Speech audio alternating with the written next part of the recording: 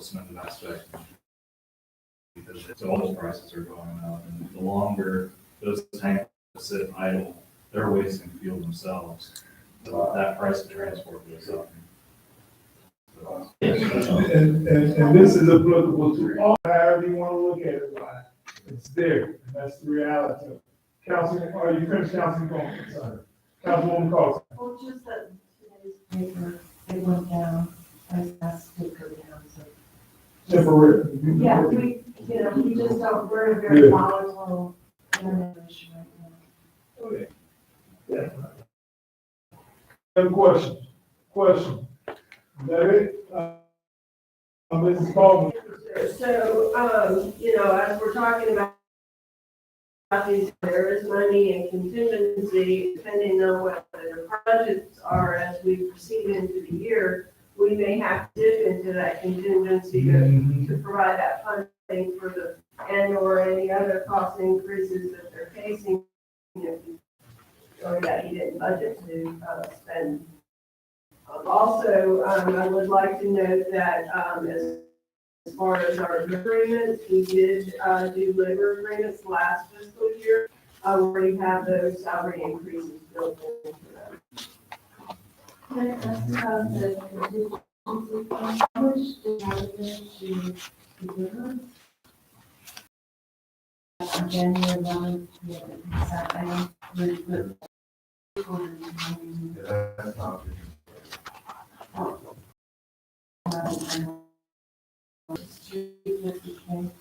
Budgeted at 219,000 this year. A portion of it, 15,000 was set aside for year 3 of the urban forestry grant, because we knew that funding was going to need to be provided once we get year 3. I think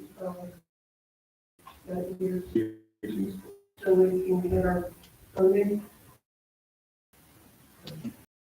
Is that it? Receipt, ma'am? So, every year we review, for the people who are new or seasoned, people. So our fiscal year is from October 1st to September 30th, that's according to state statute. And, so each year, by the beginning of the fiscal year, our budget has to be balanced and it has to be adopted by October 1st. And then during the budget process, what we're going to go through is council recommendation of a proposed millage rate, and the proposed, and then the tentative millage rate and budget, a final millage rate and budget. And the tentative and final hearings will be held in September. And then, that and all the other dates has to be completed as in accordance to dates established by the approved millage statute, which all governments have to follow in the state of Florida. Those are pretty comprehensive, and those are the high-level meetings. There's going to be other workshops and things like going through the revenue sufficiency and the water and sewer fund sustainability model and the fire assessment model. So we'll be having a lot more meetings. Those are just 5 meetings. And again, those meetings will always be sort of according to statute as far as notice. So one of the things that we go through and we look at is just generally speaking, and like I said, on the highlight at this point in time, what do we think of? We just assumed a 3% property value increase. That's a pretty conservative 5% last year, and a portion of that due to new construction. I believe over 2/3 of it was due to we don't know. We're just making a conservative. We're assuming that council is going to approve an increase in the fire assessment. We did a rough calculation of the indirect cost calculations for utilities, figuring that's going to be about 3% increase. The return on investment from the utility is again at 3% in fiscal year 22. That's a little getting funding from the county for Leadwater Park. That was part of the deal when the city purchased the park from the county that they would pay for a number of years and then stop funding. So we lost some revenue there. So we're figuring right now that there would be an increase in revenue of about $700,000. Question, Councilwoman Carter. And this was actually from March 3rd, the Realtors Association report that there was a 23% increase in properties in Florida. So I mean, it's overall in Florida. It varies, but, and we've certainly seen, property values going up. But with the same our homes and so, 23% doesn't mean our property Yeah, values are they're up, putting because it they're out, locked in. they're putting out the market rate. Yeah. And if you, the person has to do this statutory definition for her, she can go in terms of assessed value and market value. Because she has a market value on the parcels too. That's different than a realtor saying, what the market would bear or the market has there in terms of value of properties. So two, I'm not saying they're independent of each other, but two different definitions of the term. Is that it, ma'am? Thank you, Council. Ms. Bowman? Okay, so then we take a look at our obviously increases in expenses, but what do we know about it at this point in time? So, the general fund, the salary increases are 11%, and that's for union and non-union employees. So that's a cost of about $652,000, and if you recall, the impact last year was $1 million to general fund for doing the change in the salary, so this is kind of like a gift that keeps giving, because now you have a higher base that you're calculating from, so instead of about $300,000, it's about $600,000. The general fund, health insurance, we're estimating a 10% increase right now. We don't know, we haven't gotten the estimates from the insurance company, but based on, again, things that we're reading about, seeing in the news, the fact that, there's all these COVID tests that came out for free, someone's gets paid. Zero. Excuse me? The increase could be zero. It could be zero. City manager will work towards that. But our claims seem to be coming in lower this year, and low claims would result in lower health insurance. But so we don't know, that's a wild card right now, but so we just are making an estimate. The fuel, we added in an increase due to the current activity that we're seeing, added in a 40% increase in that. We're increasing that 4%. And then we know that we've done some commitments for different softwares for departments throughout, again, trying to achieve efficiency and so those new software programs cost about $25,000 to general fund. So at this point in time, the estimated increase in expenses is about $1.3 million, and right now we're at a shortfall of about $546,000. And that's just not even taking departments, budgetary submittals, looking at capital, just kind of taking a look at what we know, what do we think we're gonna get more in revenue, what do we think we're gonna get more in expenses. With the increased cost comes increased sales tax to the city, so there are other revenue sources that are going to increase as we go through this process. But we just wanted to take a look at a high level right now of where we think we're at. So, Okay. You need to now, Council Biden, let's propose your question. Go ahead, man. so look at balancing the general fund budget, and we talked about that.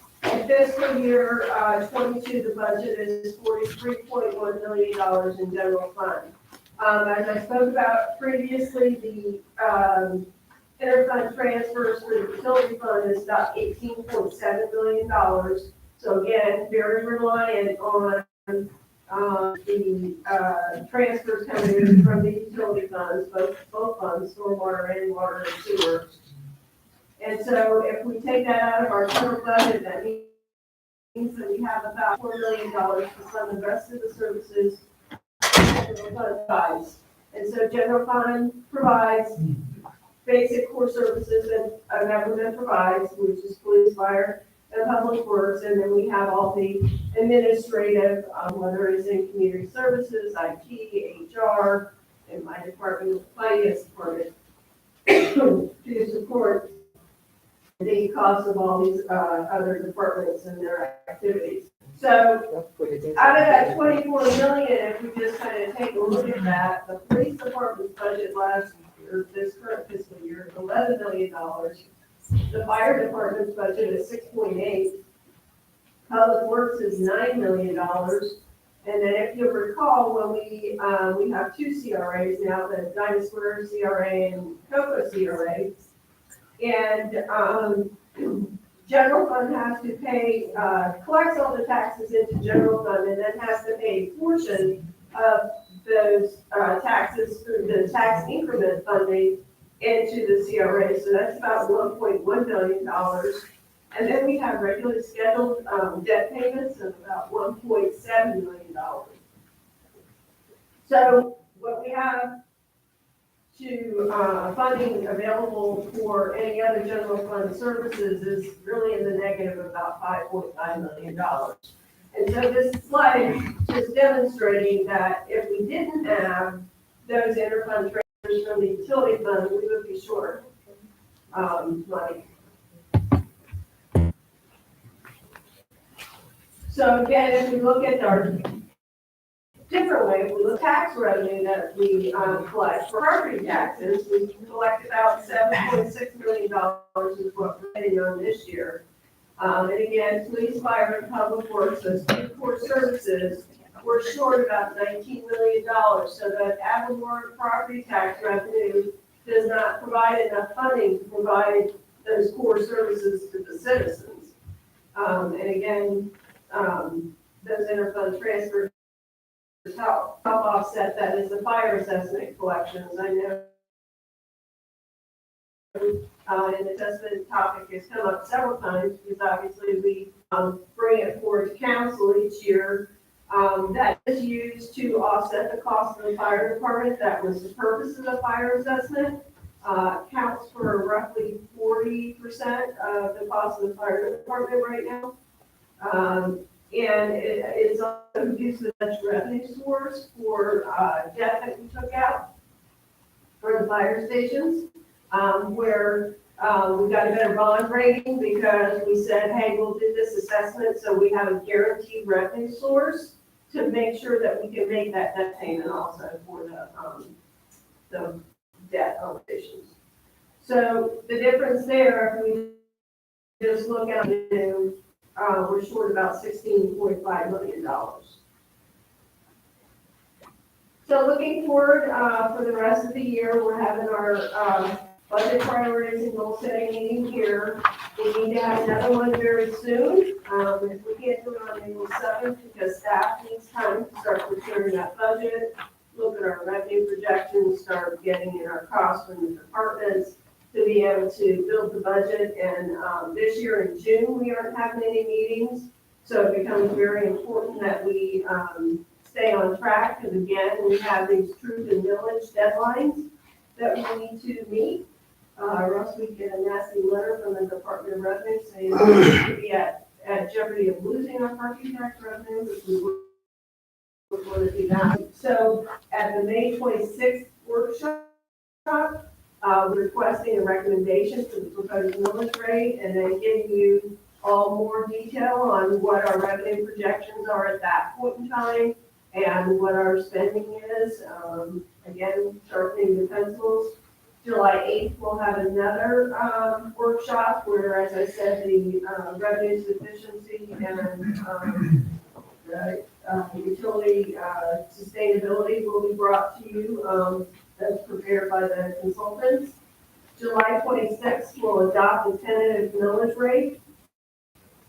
August 9th, you'll see those, the fire assessment, the stormwater assessment come to you. Then it'll come back on August 23rd for a second hearing. Both of those are hearings, so public comment is required. Opportunity for public comments required. And then in September, those two council meetings, we're hoping it'll be at the regularly scheduled council meetings, we'll adopt the millage rate and tentative millage rate and budget, and then the final millage rate and budget. And that's all I have. Okay, Councilwoman Calls, City Manager.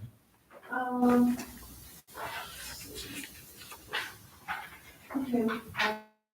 But the one that says balance in the general fund budget, water fund and stormwater fund administrative costs, that is at 7 million, that's a, No, no? that's a, that's a revenue general fund, but explain to her exactly. So it's like if you had a regular business, you would, Oh, that's my word.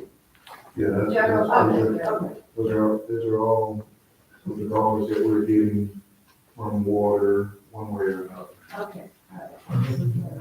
And then it looks like, so we really have about a 10% increase in the expenses, is that right? Right around 10%?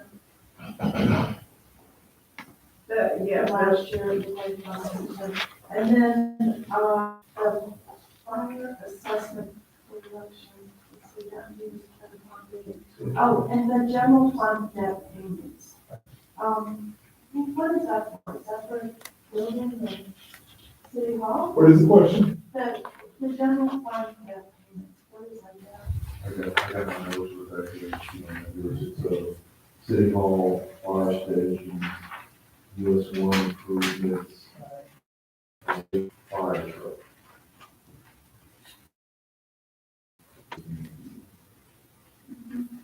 and then, in fiscal year 23, one of the notes drops off, 24, another note drops off, and the payment of those, and then the playhouse is 22, so that'll be $634,000 available to, general fund after fiscal year. After 24, Yes.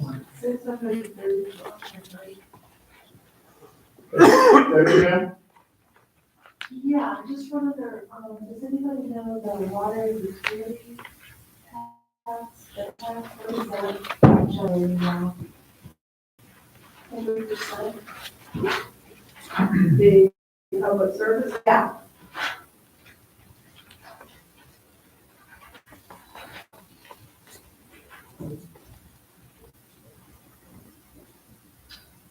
$1.9 million.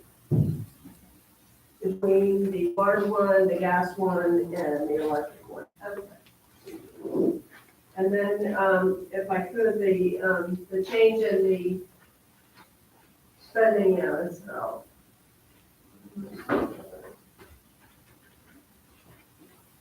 And that's all my questions. The, change in the revenue is about 3% of the total general fund budget. And when you take it against the total Okay, budget, the it's 43 million. versus the expenses are 10% and, but the revenue percent increase, right? Say it again, I couldn't. They roughly, the expense is 10% higher, but the increase in our revenues is only 3%, projected to be 3%. And that's tentatively speaking. I'm calculating 3% of the 43 million Okay. on the expenditure side. So we're spot on, that's one. Yes, pretty much. Thank you, ma'am.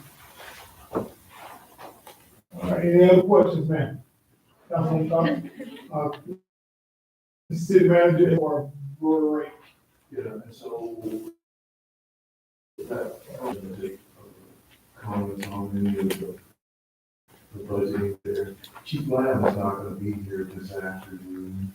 I think what he has, is very important to that discussion. And so, it's later, it's,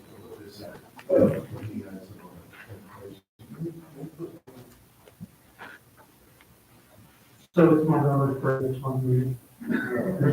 That's birthday too, yeah. So one of the things that the city manager will be later on is kind of the demographics of how our department. And one of the things that you'll see, for the fire department demographics is that, it appears that we have a low volume ethnicity for our African Americans that have applied. So I want to kind of bring that into context and where we're at.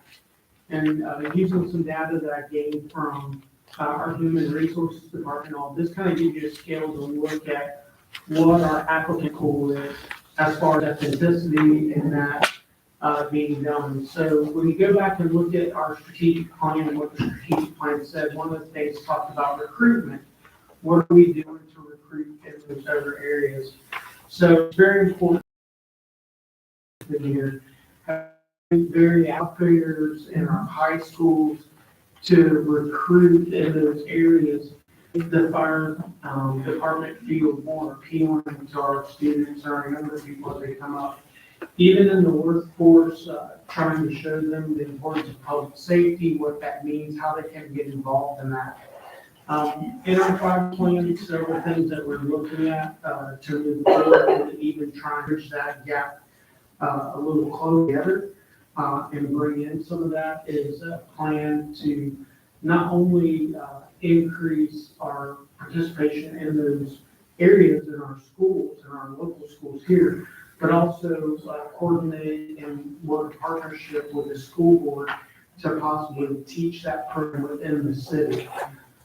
With that comes funding and comes some issues, but it will help out our community on twofold, not only in the workforce, but also in salary later on once we get the report. But it's called our ISO, our Insurance Services Office rating. One of the things that we need to increase that and to be able to reach out to our youth and to our workforce is a training ground. ISO says you have to have 2 acres. There's several requirements to go along with that: training facility, training tower. Well, not only does that increase our I rating, which helps decrease insurance ratings within the city, both residential and commercial, but it also helps us meet the requirements of the National Fire Protection Association to teach those programs in-house for firefighters. So this approach has been done before. I was actually a participant as an instructor in this program in Clay County, a local high school. And then our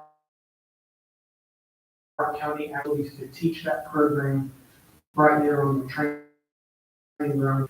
Several of those students that went through that program are firefighters in Clay County now and have moved up through the ranks and become officers, district chiefs, battalion chiefs, and one is actually a deputy chief now as we speak. So they have proven to be good partnerships with the local school board. So I think that's, as we look at the strategic plan and how we incorporate those things, that's how we can move forward with our community. And not only give back to our community, but keep some of our, as you would say, cocoons here within our workforce and prospering within our community.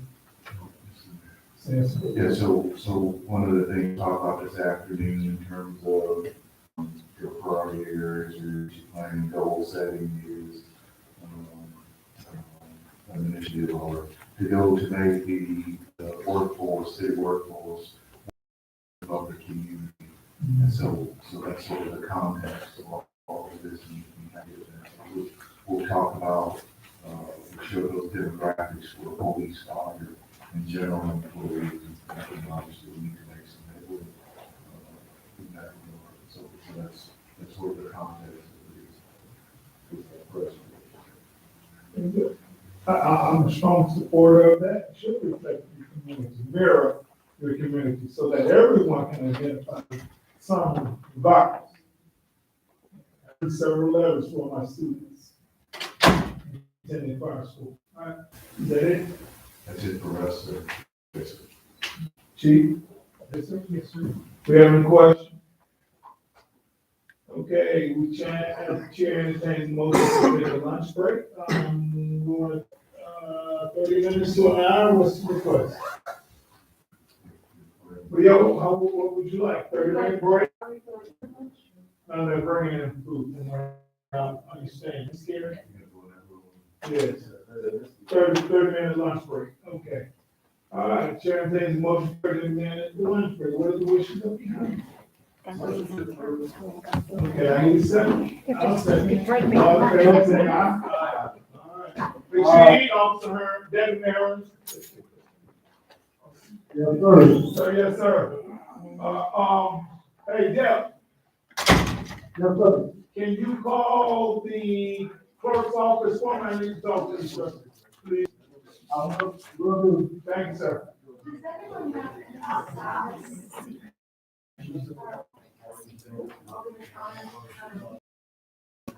Benadryl, anyone with any, what's that other one called?